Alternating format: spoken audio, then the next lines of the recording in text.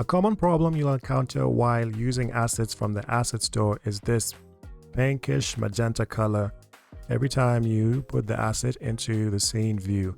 And main reason this happens is because of something called shaders. But before we get started, just some housekeeping out of the way. I'm using Unity 6.3, as you can see from the top left over here. And this is the Armani-chan package, this one. So let me zoom in over here. This is what I'm going to have in the scene view, and it looks like this.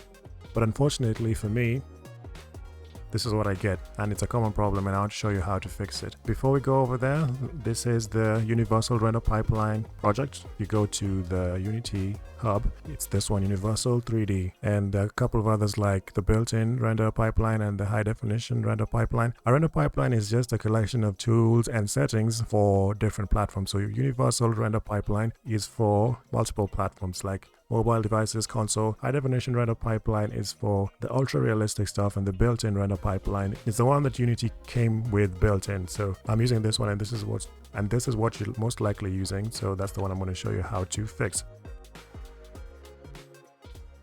Now, before I go over there, you need to know something about shaders and materials. So the reason this looks like this is because it's using a shader that's not supported in the Universal Render Pipeline. Let me show you something to materials first. So if I had a cube in here, 3D object, cube like that.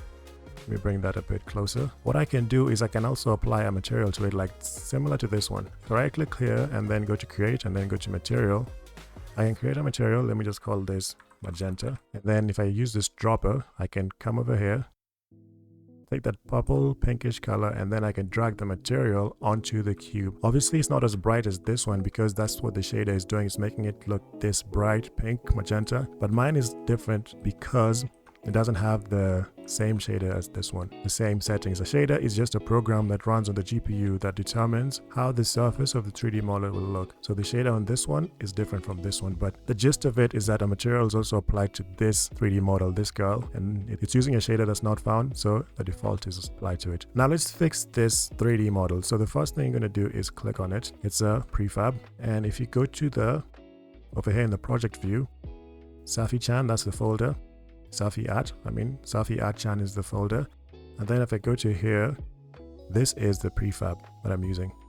If I increase this, you'll see that it's pinkish. So even the preview already tells me that it's going to be a problem before I even put it into the scene view. What I can do also, a quick tip, shortcut, you can right click here and it opens the preview in a much larger window so you can see everything. You can rotate and you can even zoom in and out. No, you can't zoom in, but you can rotate it, and it's easier to view it from this angle because you can see everything in a much larger window. But let's go to the materials. So each asset normally has a materials folder. This one is a bit confusing because there's a materials folder here, but there's another one over here. This is the main one that's being used over here. So if you click on the material, you remember just like the one I created for this cube, not this tube, there's this screen and there's a shader up here. If I click on this again, and another material I'm using, because I can see it here in the inspector, if I click over here in the material, it's going to show it to me down here. Here's another thing that you can keep in mind. If you're in a different folder like this one, and then you click on this, keep your eye on the project window down here. If I click on this, it snaps to the material. You can do it again, and even highlights the object is being used, the game object the material is being used on. So that's something you can keep in mind to help you find the material. This one again, I can even double click to show me more about the area that I clicked on. Even the head, the hair, you can do this, and can also show you the materials that you're being used. So this is the material used of the arms. This one is using the mobile unlit. Let's just go to the folder because that's easier to use. Go to the folder, the materials folder, check it material. It's using the mobile unlit. But since I'm not in the mobile, I'm in the Universal Render Pipeline, the shader doesn't work. I can show you, here it is, mobile unlit. The one I want should be in the Universal Render Pipeline. So if I click this, I will see unlit here. This is the one I want. You should always try and match this. If it's unlit here, choose unlit here. If this was using something like standard, this is the one that's built into the built-in render pipeline, I would go to Universal Render Pipeline, lit. So many assets normally use the standard one, but if that's what it's using, you're going to use lit. But this is using unlit, so I'm going to click unlit. Before you click though, remember to always click this to tell you where this texture is. As you can see, I have no idea where this is. But if I click it, remember, keep your eyes on the project view. Click, it shows me where it is. So at least I know that this is where the texture is, and that's going to be important after I change the shader, because this is going to disappear. So let me change the shader to lit. You can even type lit. It's going to show me the universal render pipeline like that. But let me do it the long way just so you can see it first time. Universal render pipeline, lit. And as you can see, now we're starting to see some changes. And it's using this default material. Remember, just like we talked about in the cube, now the material is applied to here. But the material is not what it's supposed to. Remember, it's supposed to have this checkered pattern. So where do I find that texture?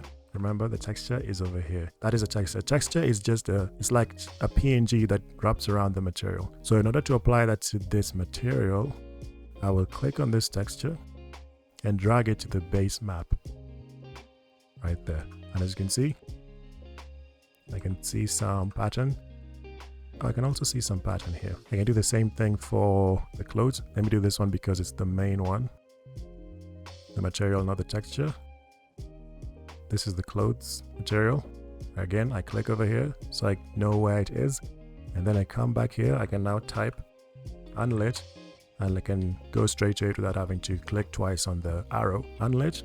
There we go. As you can see again, it's applied some white color because that's the white material. It doesn't have a base map. So how do I get the base map?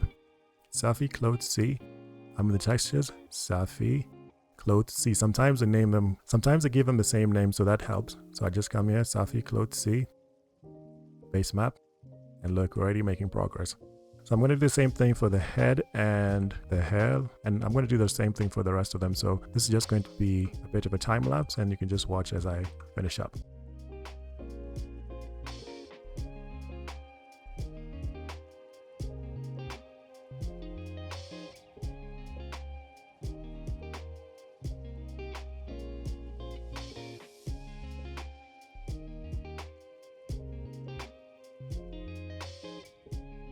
And there you have it. The model is looking good, just like what is being advertised in the package manager.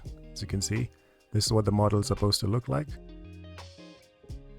And then coming back to our scene, the model looks as expected. You can even rotate around it. You can see the colors are correct. The hair looks fine. The clothing looks fine. Even if I zoom in, you can see the nice anime-like appearance if this was the asset you're going for. And yeah, that's basically it. That's how you apply the correct shader to an asset from the asset store to make it look like what it's supposed to. Most assets normally have this as well. They have a button that you can just do one click and you don't have to do all that manual work, but sometimes you don't have it and then you have to do it yourself. And this is one of those scenarios that you can run into. So sometimes if that button doesn't exist, just do it manually, one step at a time. If it's worth it. If it's not worth it, you can just reach out to the asset store creator and they'll walk you through how to update the materials to the render pipeline you're using, or they will update the asset in the asset store, and then it'll be easy to just extract the URP materials with one click. That's it for this mobile version. I'll show you another one. Before we go, I'm going to show you how to do a car. There's a car I got here from the asset store as well, and I got the prefabs. So I'll do the same thing for this pickup, and then I'll show you why this is different. As you can see, this pickup also has a magenta color, and the reason why again is because the shader it's using is let me look at this material. It's using the standard shader. This is for the built-in render pipeline. But the difference between this one and the other is that it has a metallic map. It also has a normal map. Normal map is like a flat plane or a flat image with shadows to make it look like the car has shadows. The metallic map is also there for the metallic nature of the metal. And then you have the albedo. This is just the main image on the material. Now let me go through this one, but I'm going to do a different approach. I'm going to double click and then apply the material. So just let this play out and you can watch just the same way I did the others. There's something else I want to show you when it comes to the windows that's unique. Just keep watching, and when I get to that, I'll explain further.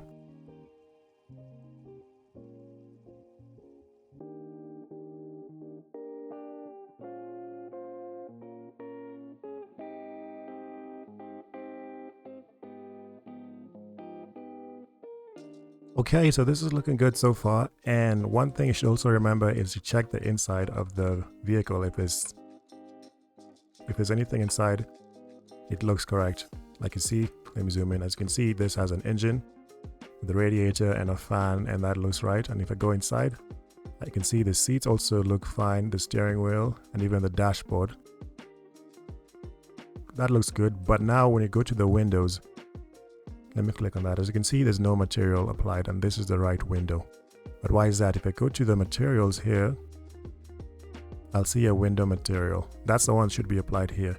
But again, this is using the legacy shader, not the universal render pipeline. Now, this is transparent. The rest of them are opaque. See, opaque?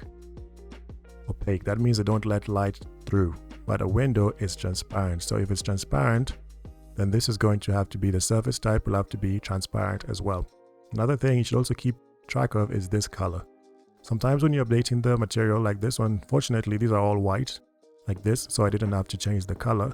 But for this one, the window, as you can see, the color is black and the transparency is 145. You can know the transparency has been changed because this white stripe at the bottom has been moved. As you can see, this has a white stripe. Maybe if I changed it to red, you will see this white stripe is full. That means it has full transparency. And if I change this to like 145, the white stripe moves. The alpha channel has been changed and the transparency is now less. I'm going to undo that with Control Z, just so we can get back to where we were.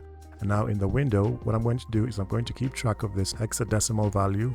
I'll copy that with Control+C, and then I'll keep track of this. This is 145 transparency. Then same thing, I will go to lit shader on the universal render pipeline, and then I'll make sure surface type is transparent. That's good. And then in the base map, I'll paste that color, and I will make sure the transparency is the alpha channel, is the same, like that. And so now we have our material that is now in the universal, using the universal render pipeline lit shader. And next thing I'm going to do is I'm going to double click, make sure that I'm looking at the right window over here. The name also here says right window. Even here in the hierarchy, it's right window. And then I'll drag the window material like that. And now you can see, I can see through the car. We'll do the same thing for the windshield. Front window, drag the window material. There we go. Right window. Sometimes it doesn't get it right the first time.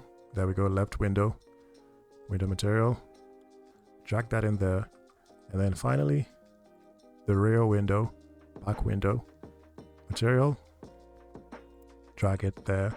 And finally, we have a good looking pickup truck with all the materials, correct materials applied. And now it looks good and it's ready to be used in whatever game you're building, maybe survival, horror game, or maybe just a driving game and you're driving through the mud. This is what it's going to look like. And that's how you update the shaders and update the assets from the asset store to use the correct shaders when you're using the universal render pipeline in Unity 6.3. By the way, I do have more projects like this on Patreon at patreon.com/height above sea level. So if you're interested in seeing those projects and seeing what I do behind the scenes, please become a Patreon member over on patreon.com. And I do appreciate the support and it goes a long way. If you'd still like to show your support without having to create a Patreon account, you can do so by clicking the heart with a $sign at the bottom of the video, and that will also prompt you to give a donation. And I appreciate the support. Everything helps so I can keep making videos like this. But that's it. That's all I had for you guys. Thank you so much for watching, and as always, from me to you, deuces.